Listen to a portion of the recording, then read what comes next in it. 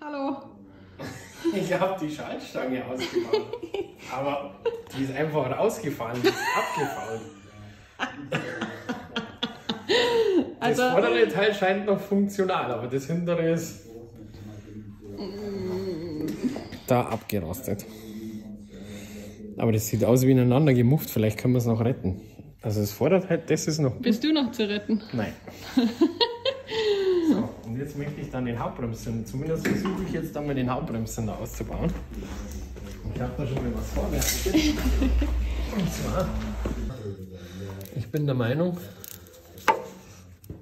es macht mehr Sinn, mit der Zange das gleich zu versuchen. Die Schraube bewegt sich. Hörst du das? Ja. So, die Leitung ist jetzt abgedreht. Aber die, also mein Patina hin oder her, aber die werden wir sicher nicht mehr verwenden. Nein. Aber es ist doch erstaunlich, wie schön, souverän der Schlüssel durchdreht. Nee, eigentlich wollte ich sagen, wie schön die Schraube rausgeht und jetzt kann ich die mit der Hand rausschrauben schon. Crazy! Ah, Made in Germany war halt doch Made in Germany.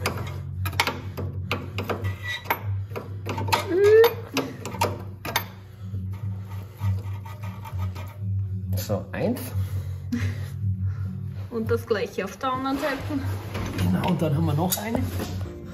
Also ich will echt nichts sagen, also ich habe schon Autos in der Hand gehabt oder gemacht mit Bremsleitungen und so Geschichten. Die waren 3 Jahre alt und dann gingen die Schrauben nicht mehr auf. Ja.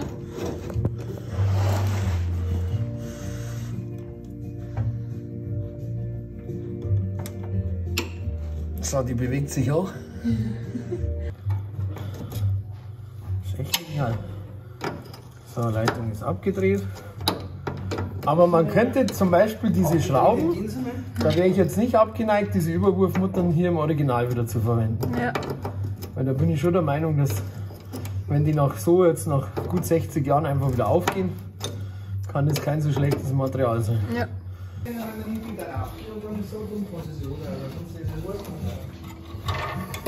Nummer 3. Schau mal, das ist innen alles schön sauber.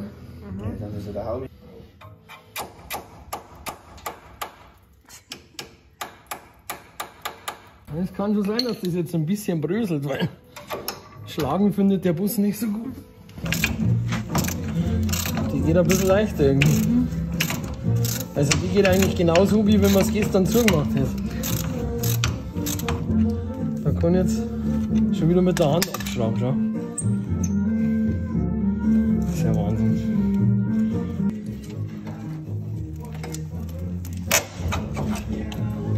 So.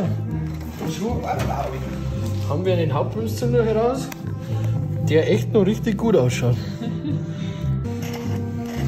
Weil schau mal, da ist er schön blank überall. Das bedeutet, da ist kein Wasser reingekommen. Ja, ein bisschen. Schauen wir mal, was da.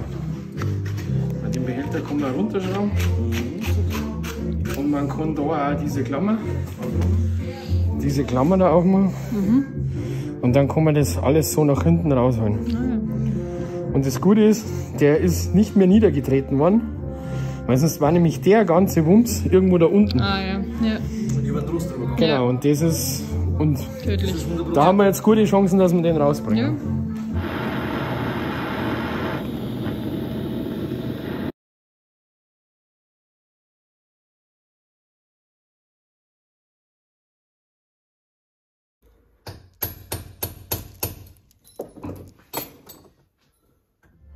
So, jetzt schauen wir her, jetzt haben wir das Bremspedal gelöst. Das ist die Schraube dazu, die heben wir uns auf, weil die ist tipptopp.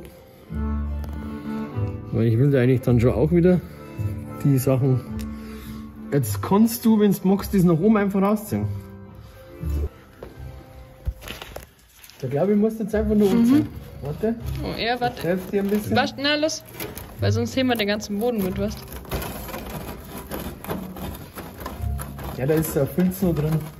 Das hätte eigentlich anders funktioniert, aber das kriegen wir nie mehr im Leben aufklären.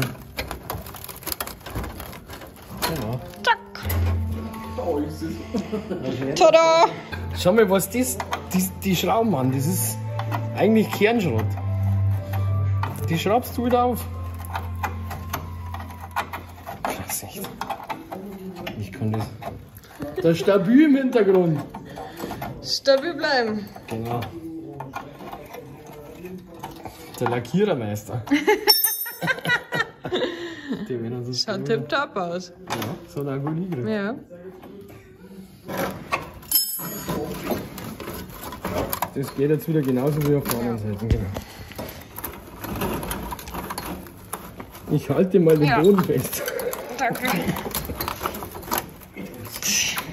Jetzt. Stabil bleiben. Das war jetzt getreten, gell? Ah, dann müsste jetzt eigentlich nach oben wieder gehen. Aber egal, das muss jetzt mit. Ja. Das kann sein, dass der Markus das einmal warm macht. Nächste Geschichte mit Markus. Schauen wir mal in das.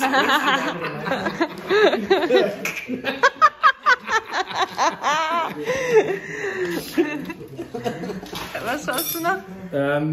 Wo eigentlich meine Lampe ist und genau, das gehört noch zum Hauptbremszylinder, die drei, die zwei auch, weil die heben wir einfach auf wegen der Länge.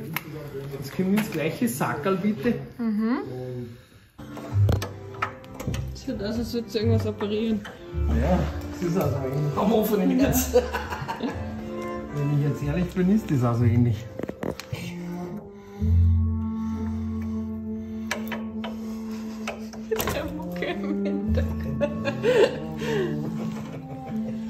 Das ist Kofelgeschrei, das kennt ihr bloß wieder nicht. Stimmt gar nicht, kennt ihr das? Ehrlich? Ja. So, was haben wir jetzt dahinter? Eine Feder? Warum wundert mich das nicht, dass dahinter eine Feder ist? Ich finde immer die ganze Zeit immer Bodenteile daher. Ist das normal so? Nein. Ist das normal? Nein. Jetzt kommt wieder mein Lieblingswerkzeug. Ja. Habe ich das eigentlich schon mal erwähnt, dass ich diese Zangen in sämtliche Größen habe? Ganz so stolz. Ja. Der Markus mag die auch sehr gern. Schon geil, wie es dich hier unten voll regnet. Mhm. Oh, Mann.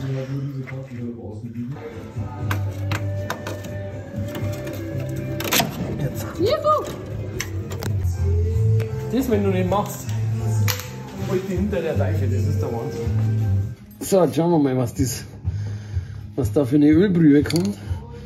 Also ich muss jetzt ehrlich sagen, wir haben schon auf der anderen Seite gemacht und das sah alles schon mal sehr gut aus.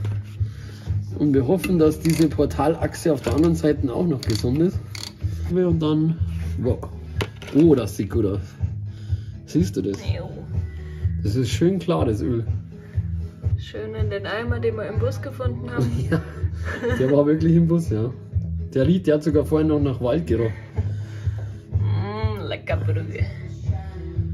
Aber das ist echt, das fasziniert mich. Und dann kann man hier auch gucken, das war so der tiefste Punkt. Und da sind immer diese Ablagerungen. Da sieht man jetzt schon so ein bisschen glitzerig, aber das ist jetzt was mich nicht, also was mir jetzt nicht Angst macht. Also es sind auch keine Metallteile gekommen, das ist schon mal gut. Jetzt holen wir das Getriebe raus. Und da hoffe ich halt jetzt auch, dass das irgendwie genauso gut rauskommt oder schön rauskommt wie bei den Portalen. Mhm. So. Da sind wir mal gespannt. Oh, das siehst du den Unterschied? Ja. Das sieht schon nicht mehr so gut aus. Da kommt schon auch, es ist schon noch, naja doch, es geht schon, aber ja, also da ist schon so, da sieht man auch hier auf der Schraube schon so, das ist eine Magnetschraube. Ja. Hat schon was Da sieht man halt schon so Ablagerungen. Das beunruhigt mich jetzt eigentlich auch noch nicht wirklich, aber ich bin schon der Meinung, dass wir das Getriebe einmal spalten. Was tun wir jetzt? Ja, wir bauen jetzt das Getriebe aus. Also sprich Hinterachse und Getriebe. Ich habe da soweit schon alles vorbereitet. Ich habe alle Bremsleitungen gelöst. Die Schaltstange, Kupplungsseil, die Portalgetriebe von dem Schwert dann, Stoßdämpfer. Das werden halt also ziemlich die ersten Teile sein, die dann überholt und hergekriegt werden. Ja. Genau. Genau, und das machen wir jetzt. Da habe ich schon mal gut vorbereitet. Und auf den 2 Schrauben, wenn man so hängt, eigentlich das ganze Motor, Getriebe, alles drauf. Und dann, wenn die raus ist, ist alles locker. Dann kann man es eigentlich rausheben.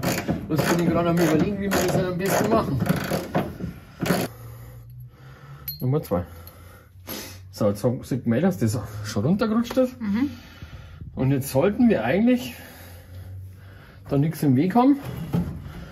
Und dann müsste man das eigentlich da runter, auf dieses Wagen. Das war der Wahnsinn. Aber man muss vielleicht ein bisschen aufpassen, dass man nicht zwickt oder irgendwas. Siehst du, das geht nicht mit so. Ja. Kommt vor, oder? Aber das Getriebe kommt nicht vor. Ja. Aha, das haben wir fast gedacht, so ein Scheiß. Und zwar ein bisschen Kaffee. So vielleicht ein bisschen. Ja. Also ich weiß nicht, warum wir duschen jetzt. Okay, es kommt. Genau, kommt schon, lass noch. Weiß ich, dass du mit dem Finger nicht einziehst, den Finger raus. Genau, gut. So, jetzt fahren wir ein bisschen vor. Dann nehmen wir es ab. Liegt schon drauf, gut. Das war's. Aha, da ist ein Teil runtergefallen. So.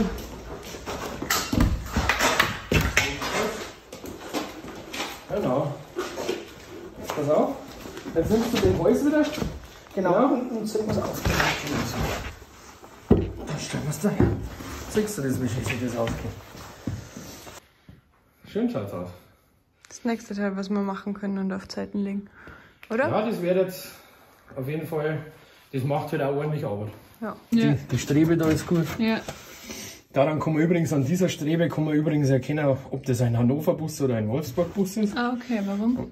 Weil die Wolfsburg-Busse haben dieses Pressteil nur als Rohr. Aha. Und der hat das schon als dieses Pressteil hier. Ah, ja, okay. Und unserer ist ja, was wir rausgekriegt haben, im November 56 gebaut worden. Ja. Das heißt zwar, ist offiziell ein 56er Baujahr, Ja. ist aber Modelljahr 57. Ah, ja, okay. Und deshalb Und hat er deswegen schon ist es schon das Neuere quasi. Genau.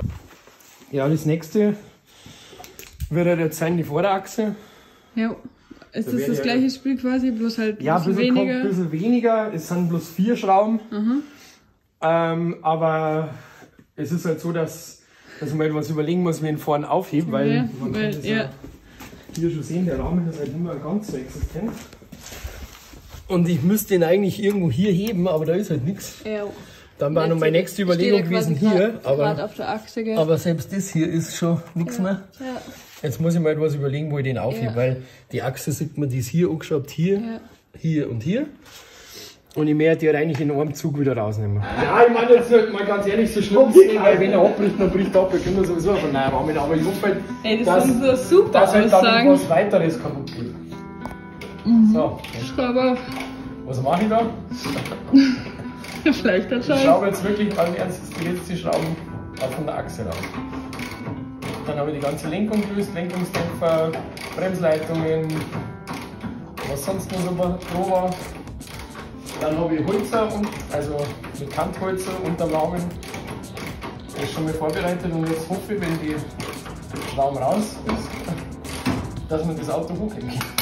Das wird sonst nicht geschnalzt. Das ist jetzt also noch nichts tun. Ne? Also die Achse, die ist jetzt lose. Ja. Und Erst wieder rein. die Karosserie, die schwebt jetzt eigentlich. Also, ich fahre jetzt einfach hoch. Schau mal ein bisschen erst noch. Die biegt aber nicht irgendwie so. Markus, jetzt. Ich weiß nicht. Das hat jetzt schon wieder komisch okay. Ja, das ist also. Dass er da In eben. der Axt fest und los. Ja, nicht bloß, dass es fest ruhig ist, sondern das ist vorn schwach. Für da hin. Und da ist ein Bruch. So was haben wir noch nie gemacht.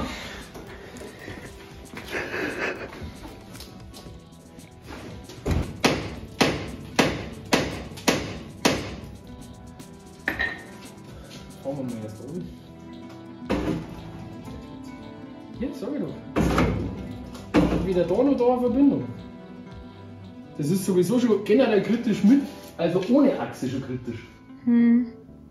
Also ich habe jetzt, wie man da ganz deutlich sehen kann, eine Strebe eingeschweißt, die wo von da hinten bis da hochgeht.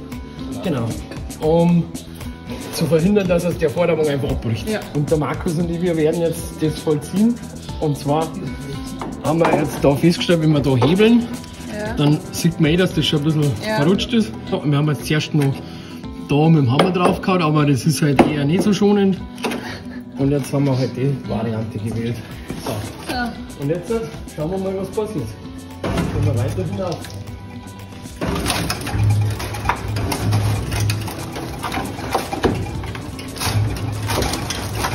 Wie schaut es bei dir aus, Markus? Ja, sieht gut aus.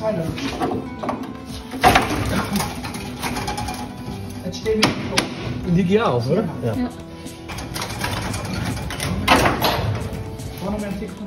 Ja, ganz ruhig.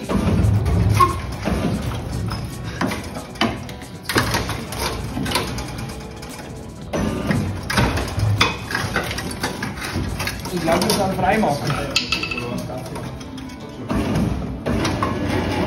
Warte mal.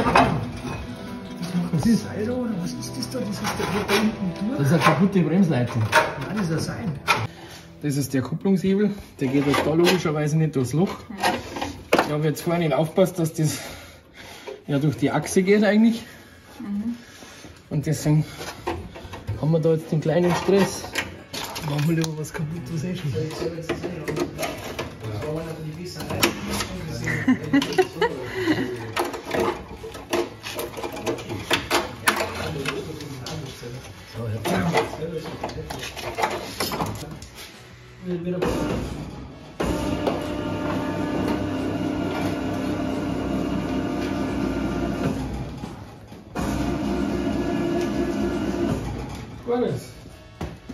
Schaut irgendwie aus wie ein UFO. Ja, eine ganz schön verbogen. Ja, ich kann nicht mehr. Ja. Das war auf jeden Fall nur ein Teil von der Heizung.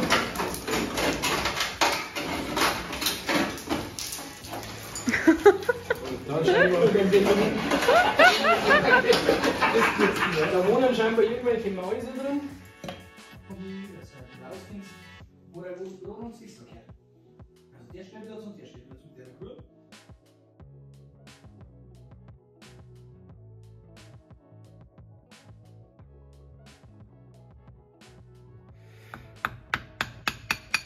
Das klingt schon lose.